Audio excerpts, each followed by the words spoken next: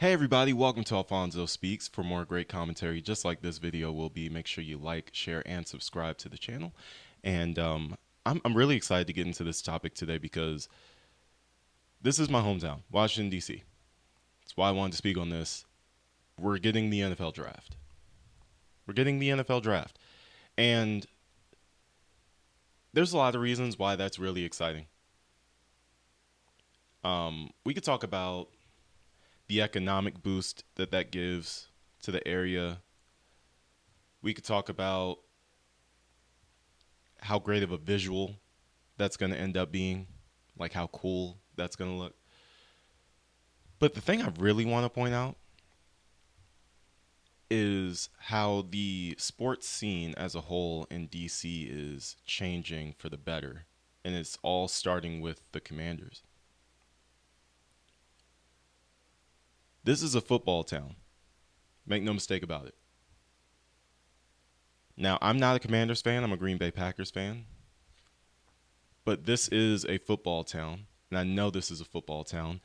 And as far as sports go, this city lives and dies by how the Commanders are doing. Which is saying something really, because we have three other franchises that have brought home championships just in this decade. I mean, not this decade probably. Well, within the last like 10, 15 years, I'll say. Sometimes I lose track of the years, man. Time is flying by. But we've had the Mystics of the WNBA. We've had them win a championship. We had the Capitals and Alexander Ovechkin win their first championship in 2018. We had the Washington Nationals win our first championship in 2019. I believe the indoor football league, the arena football league team that we had, the Washington Valor, I believe they won a championship. The UFL team, DC Defenders, they came one win away from a championship. And that's all good. That's great. However, if the Commanders aren't good, people don't tend to care as much. And this is just the latest news in what has been a cycle of great PR lately for the Commanders. And it really did start with the sell of the team by Dan Snyder. And just a little bit of backstory. For those of you not familiar with Dan Snyder was the owner of the Washington franchise for over 2 decades. During those 2 decades, they had more scandals than playoff wins. During those 2 decades, they were the joke of the NFC.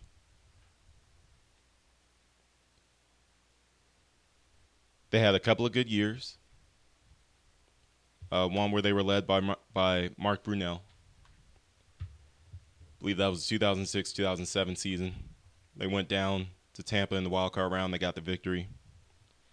They had to go on the road the next week to the eventual NFC champion Seattle Seahawks and lost that game. No shame in that. You lose to the team that ends up going to the Super Bowl. Fast forward, 2012, the RG3 year. Really exciting year for the district. I'll never forget that season. It's just really exciting all around. That was my first time seeing, because I wasn't alive for any of the Washington Super Bowl victories. So that was my first time really seeing the area like really excited and hopeful for what their team could do. And that was a fun year. RG3 wins Rookie of the Year. They go to the wild card. They lose to Seattle. But it was a fun season. Gave a lot of people hope. And then that was taken away from them immediately the next year when RG3 came out and started looking the way that he did. It was bad. So then, 12 years later, here comes this kid, Jaden Daniels. And we all know what happened that year. Rookie of the Year, NFC Championship game, all that good stuff. Now, the key difference between those two eras was the ownership. If you look at everything that's happening under Josh Harris, the entire culture is changing. There's nobody who believes that what happened the second year of RG3 is going to happen the second year of Jane Daniels. Why? Because we don't have an owner in DC that's going to get in the way of his head coach doing his job, who's going to allow his ego and his poor business decisions to get in the way of this great rebuilding process that this team is in the midst of right now. They have effectively skipped a year of rebuilding. They are way ahead of schedule, and they had crazy cap space. But what does all of that have to do directly with the ownership change? Well, I used to have conversations with my buddies in the past where we would have conversations about their team. Like, why are the Commanders such a joke? Why can't they ever get anything together? And I told them straight up, I said, as long as Dan Snyder is your owner, nothing will ever change. We all have workspaces that we report into, and sometimes we have toxic bosses where we know that nothing really is ever going to get better in our workspace as long as they are in the leadership role, because they are not fit to lead us. They are not the right person for the job. They don't have the right mindset. They don't have the right character. They don't care about people like they should, right? We've all experienced that. This is that same type of situation where Dan Snyder, because he was such a terrible human being, forget businessman, forget decision maker, let's just talk about the human aspect of it. He was not a good person. And when you're not a good person, you're infecting your franchise with that culture, that's the result you're going to get.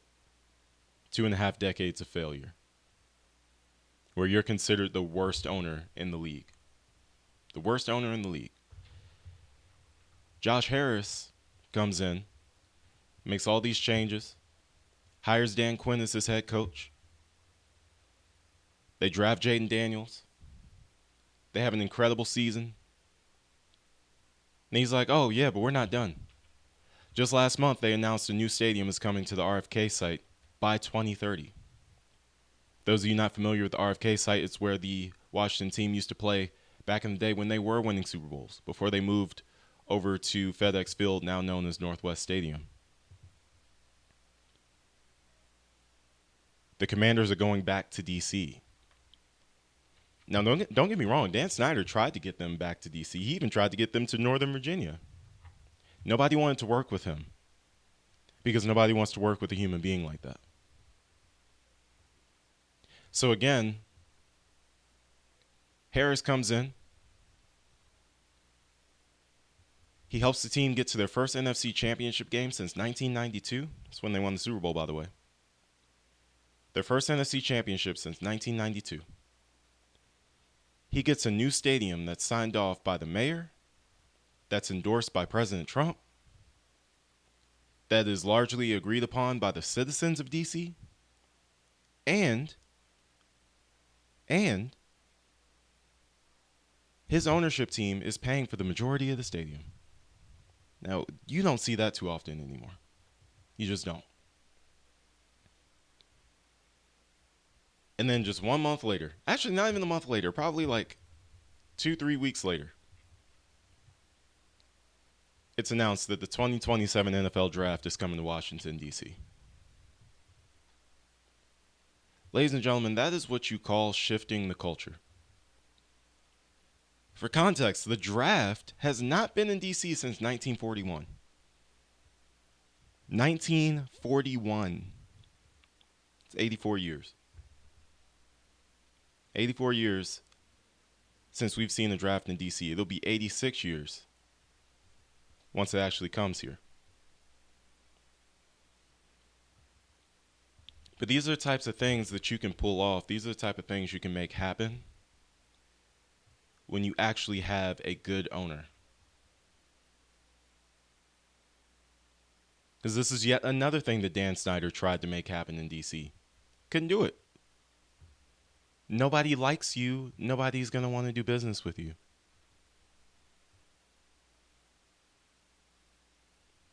Now, they're anticipating over 1 million people may show up. To put that in context, if you watch the NFL draft this year, it was 600,000 total people. They're thinking they can draw over 1 million. I'm thinking they can too.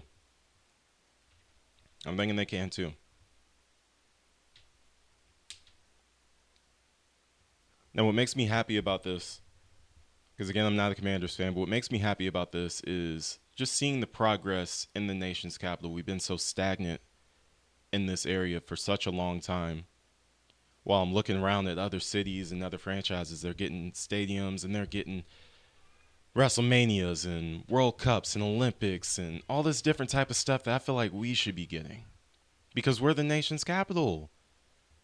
We're the nation's capital. We are the city in DC. I mean, we are the city in America that should be getting all of this stuff. So to see us finally making these moves and getting these things done here in DC means a lot. It's going to mean a lot to the economy of the city. Bringing all these people in, we're such a big tourist attraction already, obviously, because we are DC. However, you make stuff like this, you bring a new stadium to DC, all of a sudden we have a Super Bowl in DC. We're getting a WrestleMania in DC. We're getting the Olympics in DC. We're getting the World Cup in DC. We're getting concerts that maybe we wouldn't have gotten previously. Although, the artists do a great job of coming through to the DC area, Northwest Stadium. But it's going to be even better now. This unlocks just a whole world of new possibilities for the city. And we have a lot of credit to give to this Josh Harris team. Magic Johnson, obviously, on that team. He's been an investor in the DMV area for a while now, starting with his Magic Johnson theaters like way back in the day. That thing is still open somehow. This has been a breath of fresh air. This has been something that we desperately needed here in the nation's capital for a long time, and we finally got it. I'm super excited about it. I think it's a great thing. Will I go to the draft? Probably not. Only because there's just going to be so many people down there. It's going to be a nightmare getting in and out of the city. I just don't feel like dealing with that. But, other than that, I think it's going to be great for the people who do go. I think it's going to be a great visual on television. And I think it's going to lead to a lot more things here in the nation's capital, which, again, we should have because we're the nation's capital. What are your thoughts on this? Any DC natives in the comments want to share your thoughts on everything that I talked about, from the draft coming to the new stadium? What are your thoughts on it? Do you agree with the new stadium coming? Do you think it's a good idea? Do you disagree with it? How do you feel about it? Let me know. And I will see you guys in the next video. Make sure to like the video, share the video, and subscribe to the channel for more great content. Alphonso Speaks, signing out.